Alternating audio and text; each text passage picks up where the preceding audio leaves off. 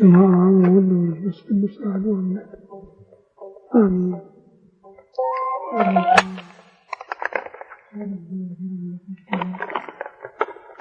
በዚህ ዕለት በዚህ ሰዓት በዚህ ስፍራ በቸርነትህ ስለሰበሰብከን ለዚህ ከፍተኛ ቀጠሮ ስላደረስከን ከሁሉ አስቀድሞ ቅዱስ ስምህን እናመሰግናለን። ቸር እግዚአብሔር አምላካችን ሆይ እስከ ዓለም ፍጻሜ 2 ወይም 3 ሆናችሁ በስሜ ከተሰበሰባችሁበት እኔም ከዚያ በመካከላችሁ እገኛለሁ ብለሃልና ቃል ኪዳንህን እንድታጸናልን በስብሰባችንም እንድትገኝልን ልናውቅ የሚገባንን የሚጠቅመንን እንድታስተምረን አእምሯችን ሸክሞ ሊመረምረው ሊረዳው የሚችለውን እንድትገልጽልን ቅዱስ መንፈስህን እንድታሳድርብን ሀገራችን ኢትዮጵያን ኦርቶዶክሳዊ ተዋሕዶ ቤተክርስቲያናችንን ክርስቲያን ሕዝብህን በቸርነት እንድታስብልን መዓቱን በምሕረት ቁጣውን በትዕግስት እንድትመልስልን እንለምንሃለን እንማልድሃለን። ክብር ምስጋና ለአብ ለወልድ ለመንፈስ ቅዱስ ይሁን ዛሬም ዘወትርም ለዘላለሙ አሜን። አባታችን ሆይ በሰማይ የምትኖር ስምህ ይቀደስ፣ መንግሥትህ ትምጣ፣ ፈቃድህ በሰማይ እንደሆነች እንዲሁ በምድር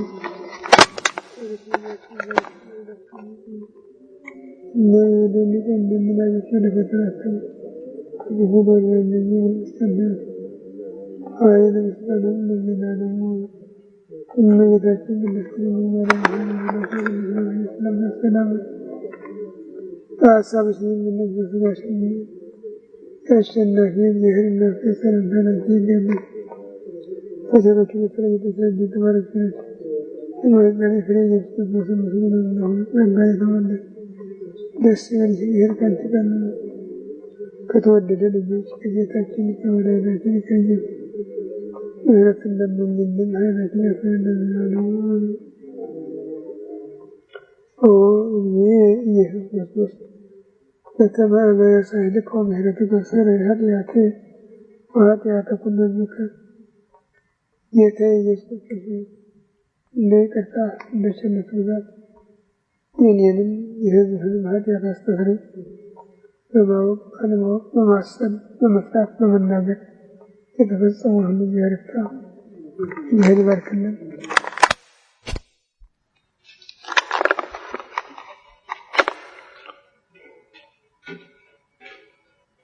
ጥር 16 ቀን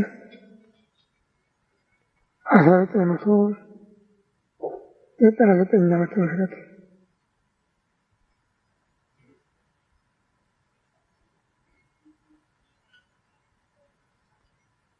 ይህ ዕለት ይህ ወቅት እንደ ቤተክርስቲያናችን ቋንቋ እንደ ሀገራችንም ስርዓት ቀበላ ይባላል። ቀበላ በግዕዝ ነው። ቀበላ አማርኛው አቀባበል ማለት ነው። መቀበል ወይም ማቀባበል የሚለውን ትርጉም የሚሰጡ የግዕዝ ቋንቋዎች 3 ናቸው። እንግዳ መቀበልን የሚያሳዩ ከሆነ ተወክፎተ ነግድ እንግዳ መቀበል ነው የሚባለው። የድካም ዋጋ ማግኘትን ከሆነ ነሳ፣ የደከመ ሁሉ ዋጋውን ያገኛል። ይነሳ አስፈጻመሁ ነው። ቀበላ ማለት ግን ቤተሰብ ሙሽራን ለመቀበል የሚያደርገው ዝግጅት ነው። ሙሽራ መቀበል ማለት ነው።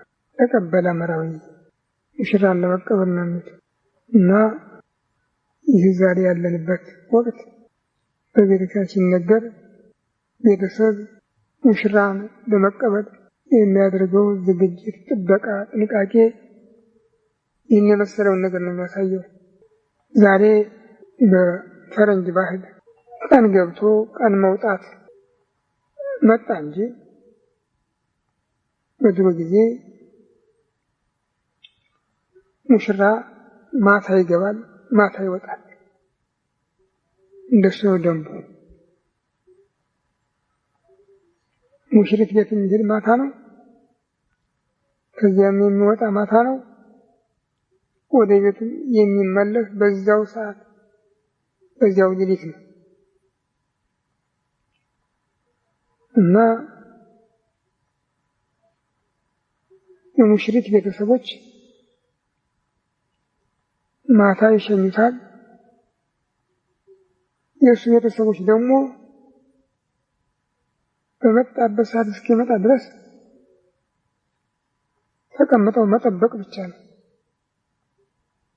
ደከመን ብሎ መተኛት የለም። የሚመጣበት ሰዓት አይታወቅም። በመንፈቀ ሌሊት በውልቅት ከዚያም በኋላ ሊመጣ ይችላል። ስለዚህ የሙሽራ አቀባበል ብርቱ ትጋት ያስፈልጋል።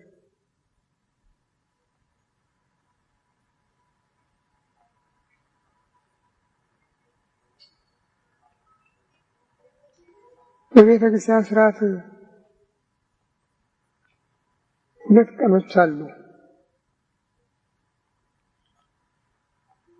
ሙሽራውን የምናዘክርባቸው። አንዱ ታኅሳስ 27 ነው፣ መራዊ ይባላል።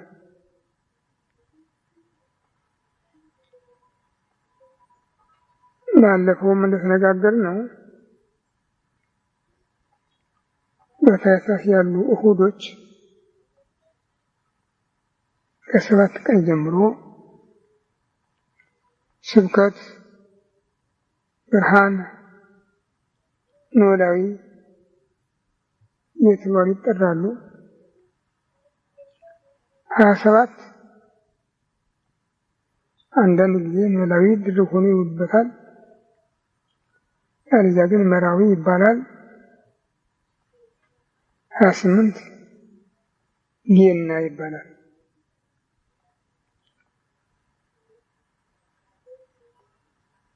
ጌና ማለት በዓለ እግዝእት የእመቤት በዓል ማለት ነው። እመቤታችን ጌታን ለመውለድ ወደ በረት የገባችበት ቀን ነው።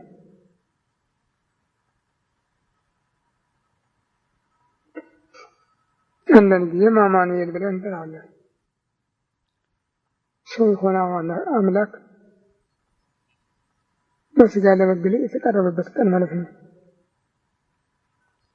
እና 27 ግን መራዊ ነው የሚባለው፣ ሙሽራ ማለት ነው። በመኃልየ ሰሎሞን ስለ ሙሽራና ስለ ሙሽሪት የተጻፈ ቃል ሰፍሯል። እሱ ለእሷ፣ እሷ ለእሱ የምትነጋገረው ንግግር፣ በሁለቱ መካከል ያለው ጭውውት እንዴት እንደሆነ ተጽፏል። እና ይሄ የባልና የሚስት አንድነት ሁለቱን አንድ አካል የሚያደርግ፣ ሁለቱም ልዩ አካል ያላቸውን፣ ልዩ ጾታ ያላቸውን ሁለቱን አንድ አካል የሚያደርግ ነው ጋብቻ እና በዚህ ምሳሌ የመለኮትንና የትስብእትን ተዋህዶ መስሎ ንጉሡ ሰሎሞን ተናግሮበታል። አባቱ ዳዊትም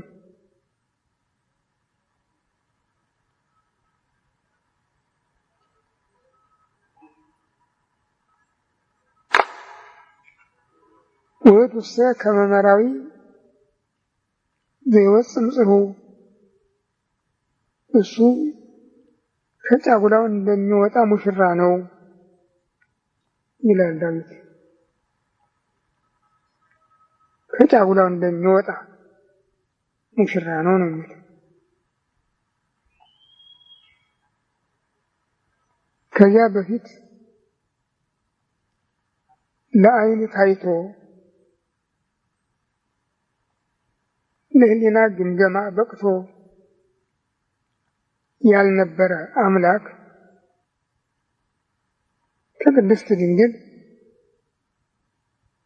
ወላዲተ አምላክ ማርያም ሥጋን ነፍስን ነስቶ በዓለም በተገለጠ ጊዜ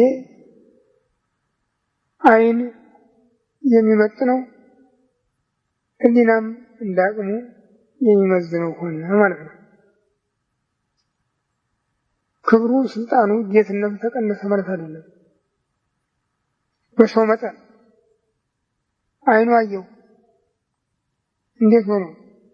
ትንሽ ሕፃን ሆኖ በጨርቅ ተጠቅሎ በግርግም ተኝቶ አየው። ሲያለቅስ ሰማው። ሕፃኑን አየ። ሰብአ ሰገል ሕፃኑን አዩ። እረኞች ሕፃኑን አዩ። በግርግም ተኝቶ አውራ ጣቱን ታስሮ ሕፃኑን አዩ። እንደዚያ ሆኖ የታየው ለዓይን ለሕሊና ለመታየት ለግምገማ የማይመች ኃያል አምላክ ነው። ይህን ለመግለጽ ውእቱሰ ከመ መራዊ ዘይወፅእ እምጽርሁ ወውስተ ፀሐይ ሲያመጽእ ጽላሎቶ ምሳሌውን በፀሐይ አደረገ። እሱ ከጫጉላው እንደሚወጣ ሙሽራ ነው ብሎ ዳዊት እንደተናገረው ምንም አይነት ርኩሰት ከሌለባት ከቅድስት ድንግል እናቱ ተወልዶ በሥጋ ተገለጠ። ይህንን ሙሽራ ከጫጉላው በሚወጣበት ሥርዓት መሰሉ ስለተናገረ ታኅሳስ 27 ቀን መራዊ ብለን የምንጠራው ሥርዓተ ልደት ነው።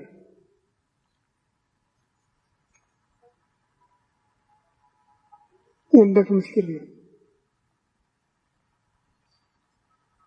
ሁለተኛው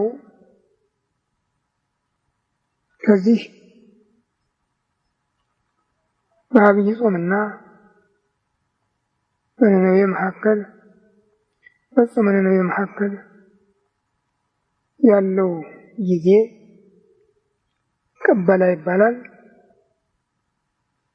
ቀበላ ማለትም ሙሽራ መቀበል ማለት ነው። መራዊ ሙሽራ ይባላል።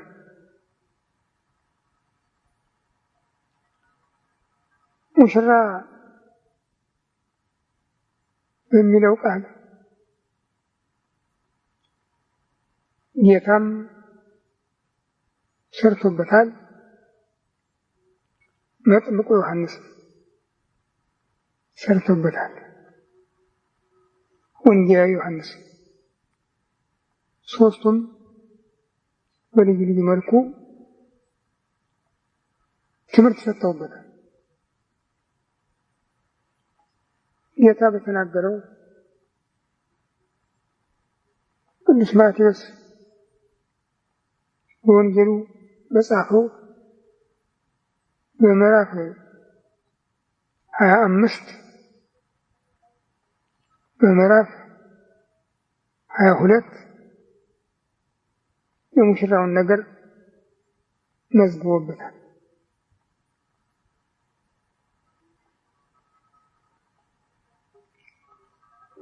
በምዕራፍ 25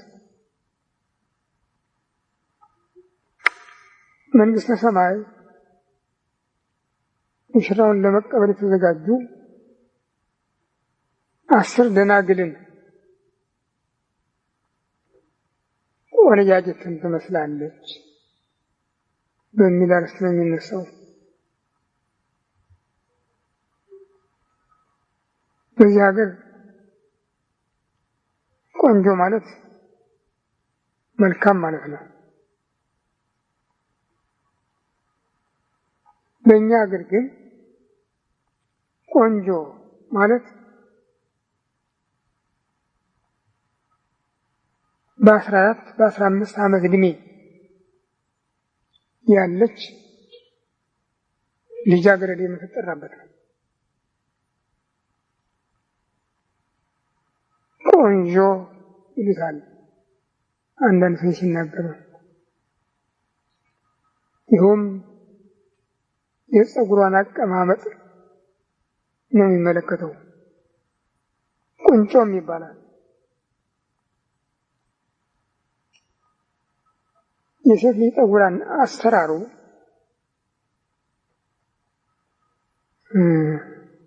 በልዩ ልዩ መልክ ያዘጋጁታል። በተለየ ግን ቁንጮ የሚባለው ነው ዋናው። መሀሉን ትላጫለች፣ ሳዱላ ይባላል። ዙሪያውን ያድጋል። ያ ተጎንጉኖ ወደ ትከሻዋ ወደ ጀርባ ይወርዳል። ያ ቁንጮ ይባላል። በዚህ ምክንያት ነው ቆንጆ የምትባለው ያች ልጅ። እና እነዚህ ደናግል ናቸው ቆነጃጅት የሚባሉት።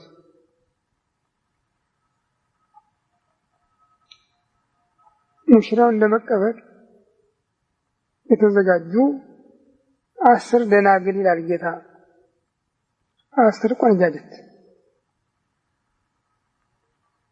ከነዚህ 5ቱ ሰነፎች 5ቱ ልባሞች ናቸው ይላቸዋል። ልባሞቹ ሙሽራው የሚመጣው ማታ ነው ብለናልና ማታ ሲመጣ መብራት ይዘው እየዘፈኑ የሚቀበሉ ናቸውና ለመብራት የሚሆናቸውን ክር፣ ዘይት አሰናድተው አሟልተው መጠበቅ አለባቸው እና 5ቱ ይህን አሟልተዋል።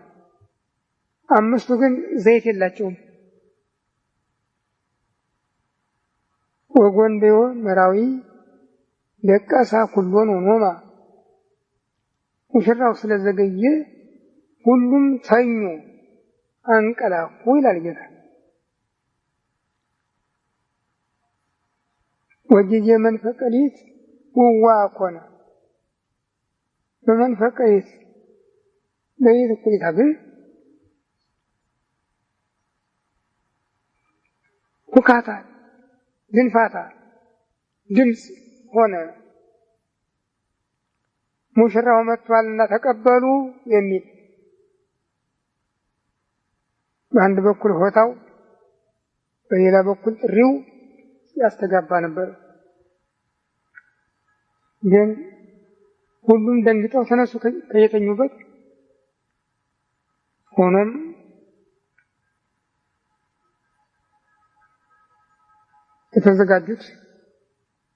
የተዘጋጁ ሰነፎች ግን እባካችሁ ከቤታችሁ ስጡና አሏቸው። እንዴ ለእኛና ለእናንተ ባይበቃስ እኛ ምን እንሆናለን? አይሆንም አሉ። እነዚያ ሊገዙ ወደ ሱቅ ሄዱ። ሱቅ ተዘግቷል። የተዘጋጁት መብራታቸውን ይዘው ቀረቡ። ሙሽራው ወደ ቤቱ ገባና በሩ ተዘጋ። እነዚያ በኋላ መጥተው እባክህ ክፈትልን አሉ። አላውቃችሁም፣ እኔን ለመጠበቅ 1 ሰዓት መታገስ አቅቷችኋልና አላውቃችሁም አላቸው። ሙሽራው የሚመጣባትን ሰዓት አታውቁምና እንግዲያው ትጉ ሲል ጌታ ታላቅ ማስጠንቀቂያ የሰጠበት ትምህርት ነው። የትምህርት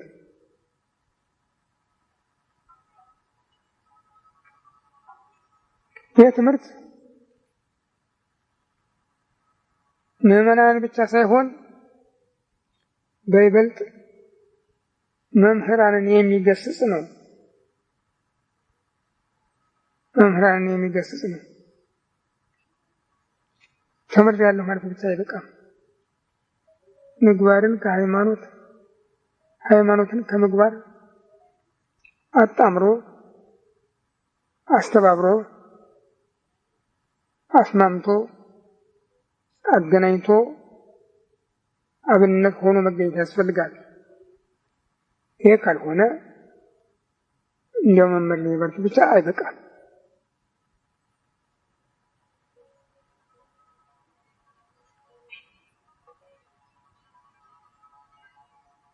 ዘመናችን ይህ ቃል የተፈጸመበት ይመስላል። በአሁኑ ጊዜ በዓለም ቤተ ክርስቲያን ወድቃለች። መምህራን የሉም። ጳጳሳት፣ ሊቃነ ጳጳሳት፣ ኤጲስቆጶሳት፣ ቀሳውስት፣ ሊቃውንት የፖለቲካ ጥቅም በማሳደድ ላይ ናቸው። ዓለም የተጨነቀ ነው። በጣም አሁን አስተማሪ የለውም። እውነት ማስተማርም አልተቻለም። ውሸት ብቻ ነው የሚናገረው ሁሉ። ውሸት የለበጣ ቋንቋ ነው።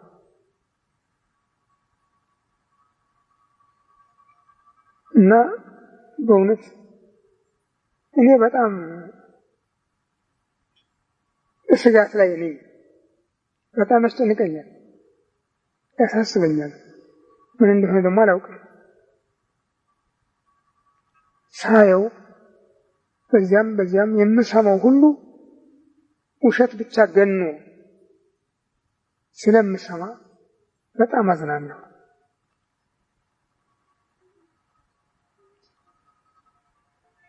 ባለቤት ይላል ጌታ ሌባ የሚመጣበትን ቢያውቅ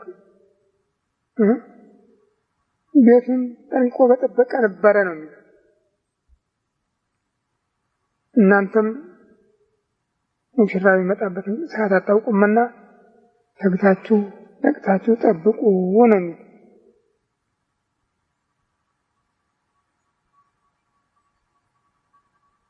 ማቴዎስ አሁንም በ22 ምዕራፍ በገለጠው መንግሥተ ሰማያት ለልጁ ሰርግ ያደረገ ሰውን ትመስላለች። ሁሉ ነገር ከተዘጋጀ በኋላ መልእክተኞችን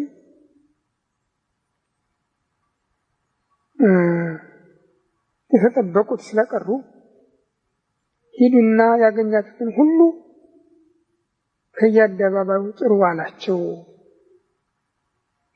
ሰርጌ ተዘጋጅቷል፣ ፍሪዳው ታርዷል፣ ጠጁ ተጥሏል እና ጥሯቸው፣ የተቀጠሩት አልመጡም ይላቸዋል።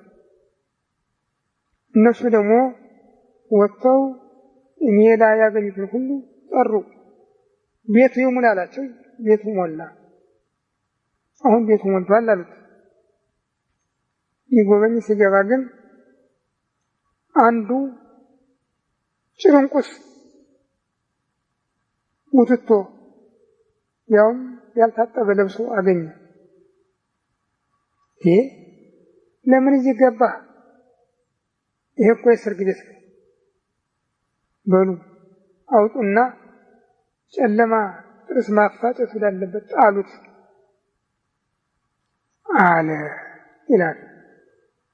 ዘይለበስ ከልብሰ መርዓ ነው የሚለው። የሰርግ ልብስ አትለብስ ለምን ገባህ አለው ነው የሚለው።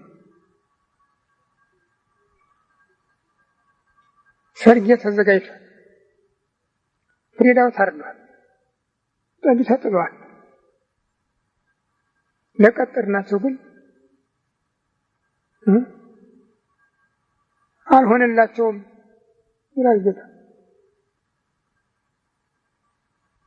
በሁለቱም ትምህርት ሙሽራ ሲል የተናገረ ራሱን ነው። ተጠሪዎች ግን የፊተኞቹ መላውን ምዕመናን የሚመለከት ቢሆንም ወደ መምህራኑ ያደላል። የኋለኛው ግን ሁሉንም ምዕመናን የሚመለከት ነው። አማኝን ሁሉ ተጠምቆ በጥምቀት የእግዚአብሔር ልጅ ሆኖ ሥጋውን ደሙን ተቀብሎ በቁርባን የክርስቶስ አካል ከሆነ በኋላ ሕገ ክርስትናውን ሳይጠብቅ ትምህርተ ክርስትናውን ሳያጠና በራሱ ሲያስይዝ ሲቀልድ ከኖረ ባለቤቱ በመጣ ጊዜ አውጥታችሁ ወደ ውጭ ጣሉት የሚል ነው ፍርዱ የሚሆነው። የሰርግ ልብስ ሳትለብስ ለምን ገባህ ነው ያለው። ፍሪዳው ታርዷል፣ ጸብ ተጥሏል፣ ሥጋው ደግሞ ተዘጋጅቷል ማለት ነው። ይህንን ገልጠን ጠቅሰን ተናዘን ንጹሐን ሆነን መገኘት ከሌለ ቅጣት አለ እና ቤተ ክርስቲያን ይህን ስታስተምር ኖራለች። ለቃሉ ግን ዛሬም ታስተምራለች።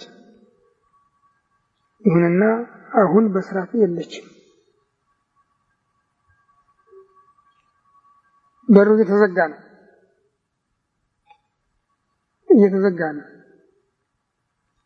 ስለዘገየ ነው ያለ ጌታ። ሙሽራው ስለዘገየ ደቀሳ ኩሎን ሆኖማ ሁሉም ተኙ አንቀላፉ። በመንፈቀ ሌሊት ግን ሙሽራው መጥቷልና ተነሱ ወጥታችሁ ተቀበሉ የሚል ድምፅ አስተጋባ። ሁሉም ባነኑ ተነሱ። ግን የተዘጋጁ አብረው ሲገቡ ያልተዘጋጁ ውጭ ቀሩ ነው የሚለው።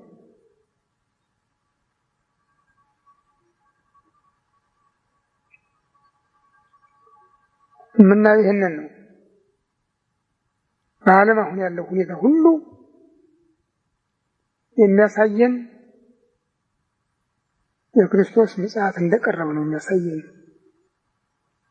ምንም እንኳን እያንዳንዳችን ምጽአቱ የመጀመሪያው ምጽአቱ ዕለተ ሞታችን ቢሆንም ጠቅላላውም የፍርድ ቀን ሩቅ መስሎ አይታይም። አሁን በምንመለከተው ሁኔታ ሩቅ መስሎ አይታይም። እንዲያም ሆኖ ደግሞ ሃይማኖት እየጠፋ ነው፣ ምግባር እየተበላሸ ነው። አለብኝ እግዚአብሔር አለብኝ የሚለው ሐሳብ ከሰው ጭንቅላት እየጠፋ ነው ማለት ይቻላል።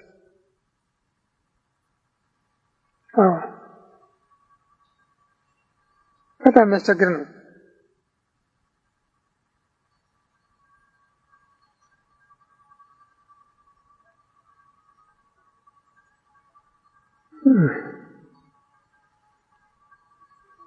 መጥምቁ ዮሐንስ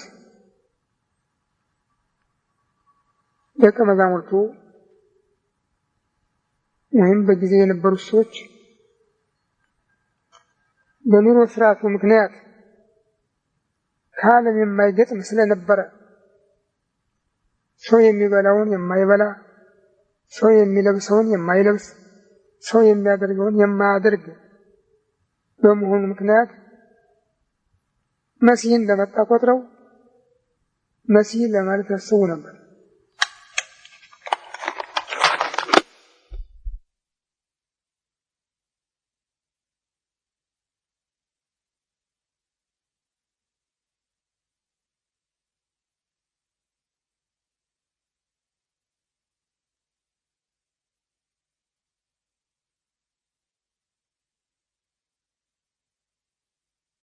አይደለሁም ነው ያላቸው። እኔ መሲህ አይደለሁም ነው ያላቸው። እኔ መንገድ ጠራጊ አዋጅ ነጋሪ ነኝ። የእግዚአብሔርን መንገድ ጥረጉ ጥርጊያውን አስተካክሉ፣ ጎድጓዳው ይሙላ፣ ተራራው ዝቅ ይበል፣ ሥጋ የለበሰ ሁሉ የእግዚአብሔርን ትድግና ይይ እያልኩ የማስተምር መልእክተኛ ነኝ እንጂ እኔ እሱን አይደለሁም። እኔ ለንስሐ ላጠምቅ መጣሁ። ከኔ በኋላ የሚመጣው ግን እኔ ጫማውን ልሸከምለት ወይም የጫማውን ጠፍር እንኳን ልፈታለት የማይገባኝ ነኝ እና ያለ እና በዚያ ጊዜ ደቀ መዛሙርቱ ጌታ ከተጠመቀ በኋላ ማስተማር ሲጀምር ሄደው አረ ያ አንተ በዮርዳኖስ ያጠመቅከው ሰው እኮ እሱም ደግሞ ይኸው ተነስቶ ያጠምቃል አስተምራለሁ ይላል፣ እሱም ቀረብኝ የሚለው ነገር የለም ብለው አሳበቁ። እሱ ግን ምን አላቸው? እናንተ ታውቃላችሁ እኔ አይደለሁም እንዳልኳችሁ። ማንም ሰው በራሱ ጸጋ መውሰድ አይችልም። ሙሽራ ያለችው እሱ ሙሽራ ነው። በሙሽራው አጠገብ ቆሞ የሙሽራውና የሙሽሪትን ጭውውት የሚሰማው ሚዜው ግን የሙሽራ ወዳጅ ነው። እኔ ከምድር የተገኘሁ እንደመሆኔ ምድራዊውን ነገር አስተምራችኋለሁ፣ እሱ ከሰማይ የመጣ እንደመሆኑ ሰማያዊውን ነገር አስተምራችኋለሁ። ግን ቃሉን የሚቀበለው የለም እንጂ ቃሉን የሚቀበለው ካለ እሱን እግዚአብሔር አተበው ያለ። አተበው እግዚአብሔር አተበው ያለ። ማተብ ምንድነው? ሕፃናት ሲወለዱ ከእናታቸው ማህፀን እንደወጡ ከነሱና ከእንግዲህ ልጁ ጋር ያቆራኛቸው የነበረውን የክር እትብት አዋላጅቱ ቆርጣ ትለያቸዋለች እና ትምህርቱን የሚቀበለው ካለ እሱን እግዚአብሔር ከዚህ ዓለም ጣጣ ለይቶታል ማለት ነው። እንዲህ ነው ያለው። እግዚአብሔር አተበው ይላል። ስለዚህ ቤተ ክርስቲያን ይህኛውን በጠቅላላ ጌታ የቤዛነቱን ስራ ከጀመረበት ከጽንሱ ከልደቱ ጀምሮ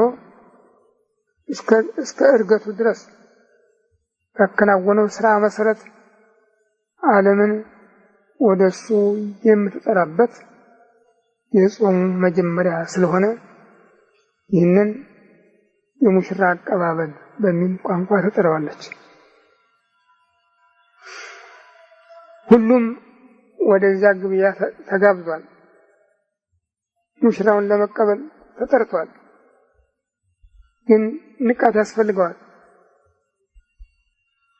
ማታ ነው፣ ጊዜው አልተወሰነም።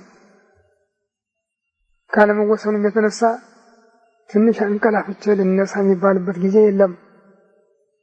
ነቅቶ ከመጠበቅ በስተቀር መብራትን አዘጋጅቶ ነቅቶ ከመጠበቅ በስተቀር ትንሽ እንደ ጎኔን አሰርቼ ልነሳ የሚል ሞኝነት ካለ ያ ያልፈዋል።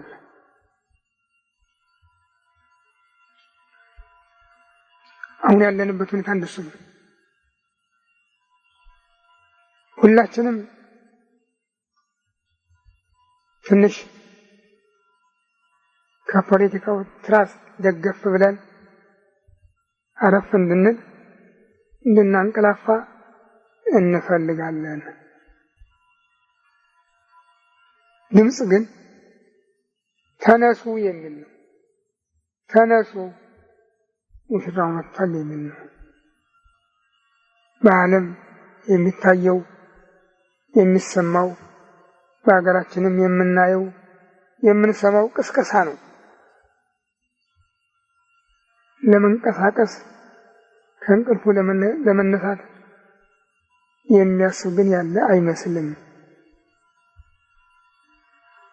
ከቤተ ክርስቲያን ጀምሮ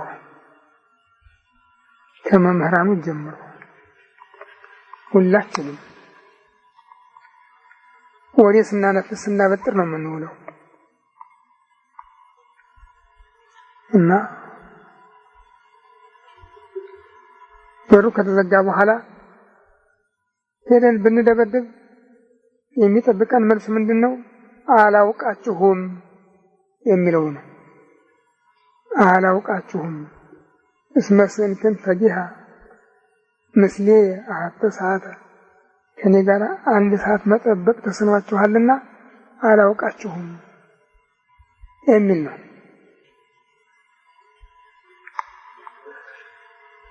ለዚህ ትልቅ ዕድል ያስፈልጋል፣ እምነት ያስፈልጋል።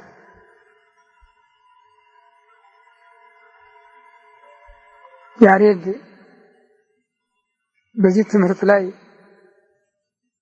ብዙ ተንቀሳቅሶበታል። በተለይም ሰው የእግዚአብሔር አካል የሆነበትን የጥምቀትን ጉዳይ በመዳሰስ ብዙ ትምህርት ሰጥቶበታል። የታላቁን አባት የያዕቆብን ታሪክ ጠቅሶ ብዙ እረኞች መጥተው ነበር ይላል። በካራን በእኛ ያልተለመደ ነው። በእኛ ምናልባት አሁን መንግስታችን ሊያለማምደን እየሞከረ ነው እንጂ እስከዛሬ የውሃ እጥረት ቢኖርም ውሃ ያለበት ፍለጋ ከመሄድ በስተቀር ጉድጓድ ቆፍሮ እንስሳትን እያሰብስቦ ውሃ ማጠጣት የተለመደ አይደለም። እነዚያ ግን እንደሱ ነበረ። ያዕቆብ ከወንድሙ ተጣልቶ ወደ ሶርያ በሄደ ጊዜ በቀትር ሰዓት ከወንዝ ደረሰ። የአገሩ ሰዎች ውሃ እየቀዱ የሚጠጡበት ከብቶቻቸውን የሚያጠጡበት ነው። ጉድጓድ ነው። ታላቅ ድንጋይ ይገጠማል። ያንን ብዙ ሰው ተሰብስበው ካላነሱት በስተቀር ማንም አንቀሳቅሰውም በጥቂት ጉልበት። እዚያ ሲሄድ ብዙ እረኞች ተሰብስበው እረኞች ሁሉ እስኪያከቱ ድረስ ያን ድንጋይ ለማንሳት የሚችሉ ሰዎች የሚችል ጉልበት እስኪገኝ ድረስ ይጠባበቁ ነበር። እናንተ ወንድሞች ከየት ሀገር ናችሁ አላቸው። ከካራን። እንዴ እዚህ ሰው በጠየቃችሁ ላባ የሚባል ሰው ታውቃላችሁ? እናውቀዋለን። ደህና ነው? ቤተሰቡም ሁሉ ደህና ነው? እንዲያውም ሴት ልጁ ራሄል የምትባለው አሁን በጎቹን እየነዳች ትመጣለች፣ ውሃ ልታጠጣ አሉት። እናንተ ታዲያ ለምን ቆማችሁ ለምን አታጠጡም አላቸው። እኛማ ሁሉም የአገሪቱ እረኞች ተሰብስበው ይህን ድንጋይ ከጉድጓዱ አፍ ላይ ካላነሱ ማጠጣት አንችልም አሉት። ግን ሲነጋገሩ ራሄል በጎቿን እየነዳች መጣች። ሲያያት አወቃት፣ ሳማት፣ አለቀሰ እና ያክስቷ ልጅ መሆኑን ነገራት። ከዚህ በኋላ ወደ ጉድጓዱ ቀርቦ ድንጋዩን አነሳ ነው የሚል፣ ብቻውን አነሳው። መጀመሪያ የራሄልን በጎች አጠጣ፣ ከዚያ በኋላ የበችን ማጠጣላቸው ነው የሚል።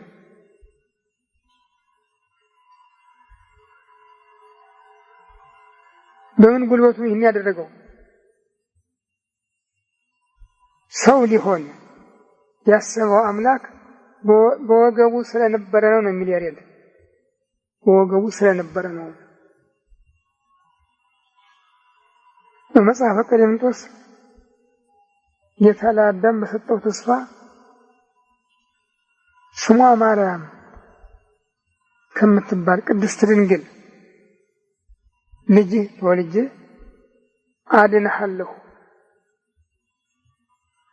ወሬስያ ውስተ ዘባናት ይሆን ትውልድ ድህረ ትውልድ እስከ ጊዜ ልደቱ ለወልድም ሰማያት ወልድ ከሰማያ ሰማያት ወደ ምድር የሚወርድበት ጊዜ እስኪደርስ በአባቶች ወገብ ከትውልድ ወደ ትውልድ አስተላልፋታለሁ ብሎ እንደነገረው ተጽፏል። እና ከአዳም ወደ ሴት ከሴት ወደ ሄኖስ ወደ ኖህ ወደ አብርሃም ወደ ይስሐቅ ወደ ያዕቆብ ወደ ዳዊት እየተላለፈች ነው እዚህ የደረሰችውና ቅዱስ ያሬድ ይህን ጠቅሶ ሰው ሊሆን ያሰበው አምላክ በወገቡ ስለነበረ እሱ አንስቶ በጎቹን አጠጣ ይላል። የዛሬው መዝሙር ወብዙሃን ይባላል። ወብዙሃን ሞሎት መጹ ወስኑ ከሴቶታ ለህብን እምአፈ አዘት እስከ ይመጽእ ያዕቆብ ዘክቡት ውስተ ሐቄሁ ዘሃሎ ይሰዎ እንሰብእ ከሰተ ዋስተየ መሬቱ ወከማሁ መመጹ ብዙሃን ነቢያት ወስኑ ከሴቶታ ለጥምቀት እስከ ይመጽእ አብይኖ ዳዊት ሰማይ ከሰተ ወአጥመቀ ብዙሃነ አሕዛብ በውስቴታ መንክር ተአምሪሁ ለመድኃኒነ በከመ ወጻት በትር እምስሮ እሴይ በአምሳለ በትረ ያዕቆብ በዘይርኢ አባግዒሁ ይእቲኬ ማርያሚቲ ወበእንተ ዘይቤ ተወጽእ በትር ወያርብ ጽጌ ውእቱኬ ዋህድ ውእቱኬ ወልደ አምላክ ውእቱ ይሏል። እናቴ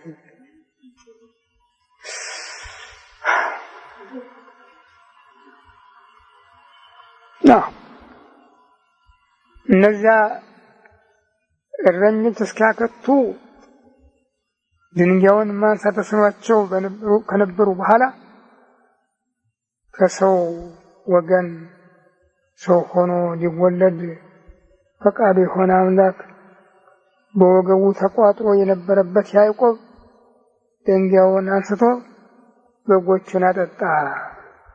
እንዲሁ ይላል። ብዙ ነቢያት ለማስተማር መጥተው ነበረ፣ ግን ጥምቀትን ለሕዝብ ለማብቃት አልቻሉም። ታላቁ ቸርረኛ ከሰማይ እስኪመጣ ድረስ እሱ መጣ፣ ጥምቀትን ለሕዝብ ሰጠ፣ አሕዛብን ሁሉ አጠመቀ። የመድኃኒታችን የታምራቱ ስራ ድንቅ ነው።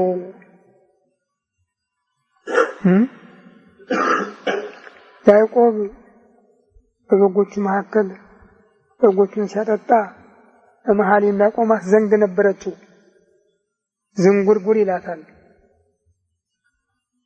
ዘንጉን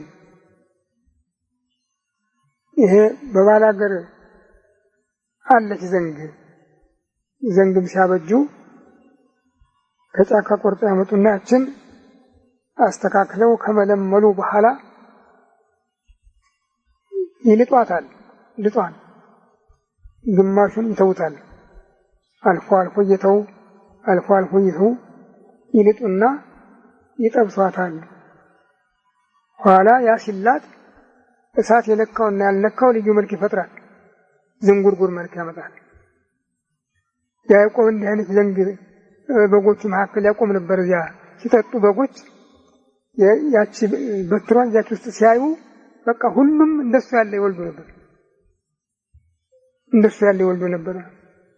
ለዚህ ነው በአምሳለ በትረ ያዕቆብ በዘይሬ ያባቢሁ ያዕቆብ በጎቹን ይጠብቅባት በነበረችው በትር አምሳል ይእቲ ማርያም ይእቲ እሷ ማርያም ናት አለ። የብዙዎች እናት ሆና የተፈጠረች፣ የብዙዎች መመኪያ ሆና የተፈጠረች። ግን በትር ከእሴይ ይወጣል ከሷ አበባ ይገኛል ያለው ልጇ ነው። ውእቱኬ ዋህድ ውእቱ ውእቱኬ ወልደ አምላክ ውእቱ፣ እሱ አንዱ አምላክ ነው፣ እሱ የአምላክ ልጅ ነው ይለዋል። እና ዳዊት ውእቱሰ ከመ መራዊ ዘየወጽእ እምጽርሁ፣ እሱ ከሙሽራ ከጫጉላው እንደሚወጣ ሙሽራ ነው ሲል የተናገረለት ኃያል አምላክ ተቀባዮችን ሁሉ በጥምቀት የእሱ ቤተሰቦች እንዲያደርግ ዋጅተዋል። ለዚህ ነው በዚህ ወቅት፣ በዚህ ሳምንት፣ በዚህ ጊዜ ጥምቀትን፣ ስጋዌን፣ ትንቢትን፣ ፍጻሜን የሚያስተባብረው የያሬድ ድርሰት ሁሉን የሚነካካበት ምክንያት ይሄ ነው። ሁሉን ነው የሚቀሰቅሰው እና የኢትዮጵያ ቤተክርስቲያን እንዲህ ያለች ስንዱ እመቤት ነበረች። የዛሬውን ያድርገውና የዛሬውን የዘፈን የዳንኪራ የላሌ መርገጫ መሆኗ ባልነበረበት ጊዜ፣ የእግዚአብሔር መመስገኛ በነበረችበት ጊዜ ይህን የመሰለ የመጻሕፍት ምስጢር እንደ ውሃ የሚፈስባት ቤተ ክርስቲያን ነበረች።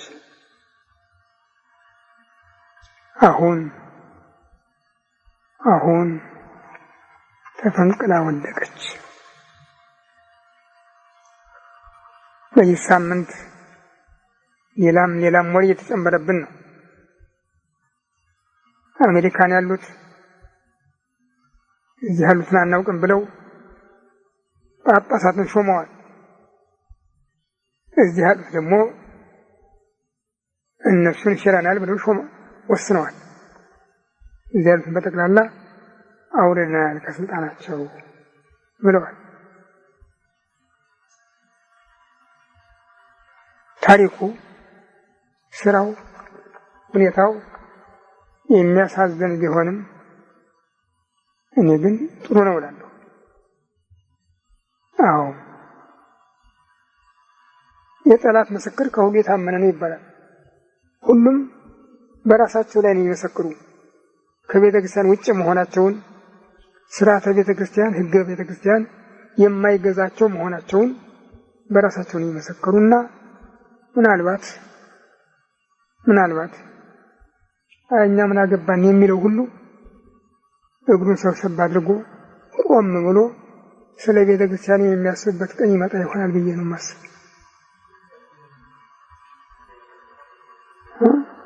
ቤተ ክርስቲያናችን አደጋ ላይ ናት ያለች፣ አደጋ ላይ ነው ያለችው። ማሰብ ያስፈልገናል፣ መጸለይ ያስፈልገናል። ለአምላካችን ተዘከራ እግዚኦ ለዛቲ ቤተ ክርስቲያን፣ እችን ቤተ ክርስቲያን አስባት እያል መጸለይ አለብን። ለእኛ ለየራሳችን አይደለም አሁን መጸለይ አለብን። ራሳችንን መርሳት እና ቤተ ክርስቲያን ማሰብ ብቻ ነው ያለብን።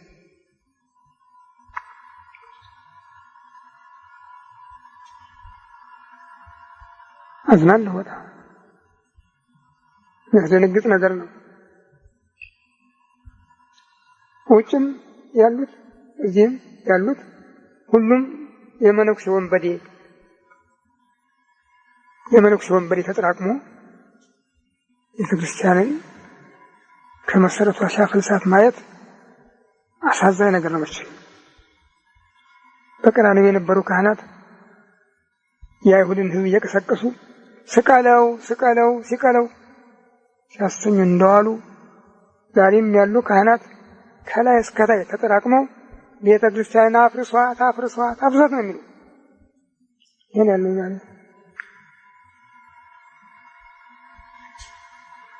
ስለዚህ እግዚአብሔር እሱ ይሁነን። ሁላችንም ጸሎታችን በማለትም በሌሊትም ወደ አምላካችን መትጋት እንዲሆን ያስፈልጋል። ትጉ ነው ያለ እሱ ትጉ። አዎ ሌላ ጊዜ ያለኋችሁ ይል ነበር። በዚህ ጊዜ ግን ትጉ። ባለቤቱ የሚመጣበትን ሰዓት አታውቁምና ትጉ ስላለ ተግተን መጸለይ ያስፈልገናል። ለዚህም ደግሞ እሱ አእምሮውን ይመጹተን ፈቃዱ ይሆንልን። አሜን።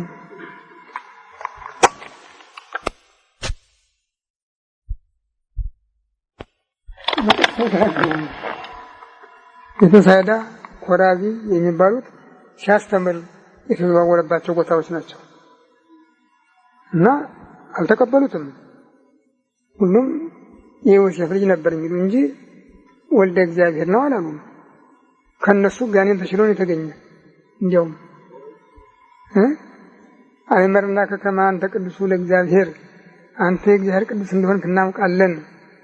ናመረከመኑ አንተ ኢየሱስ ወልደ እግዚአብሔር የእግዚአብሔር ልጅ ኢየሱስ ሆይ ማን መሆንህ እናውቃለን ብሎ የመሰከረ እና በጊዜው ሲያስተምር እንዲህ ያሉትን ነው እንዲህ የተናገረባቸው። የምሳሌ አይደለም፣ ይሄ ያስተማረባቸው ሀገሮች ናቸው።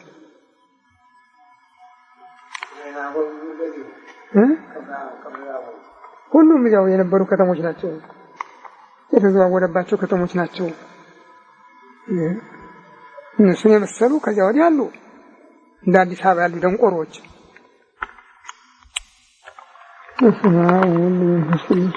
አምላክ አሜን። አቤቱ ቸር እግዚአብሔር አምላካችን ሆይ በዚህ ዕለት በዚህ ሰዓት በዚህ ስፍራ በቸርነትህ ስለሰበሰብከን ለዚህ ከፍተኛ ቀጠሮ ስላደረስከን ስብሰባችንንም በሰላም ስላስፈጸምከን ከሁሉ አስቀድሞ ቅዱስ ስምህን እናመሰግናለን።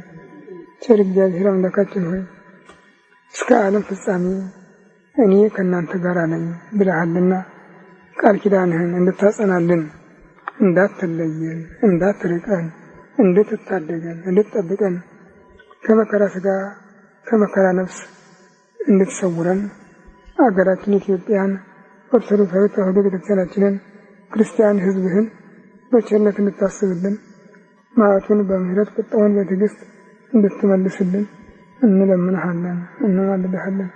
ክብር ምስጋና ለአንተ ለቸር አባትህ ለመንፈስ ቅዱስም ይሁን ዛሬም ዘወትርም ለዘላለም አሜን። አባታችን ሆይ በሰማይ የምትኖር ስምህ ይቀደስ፣ መንግሥትህ ትምጣ፣ ፈቃድህ በሰማይ እንደሆነች እንዲሁ በምድር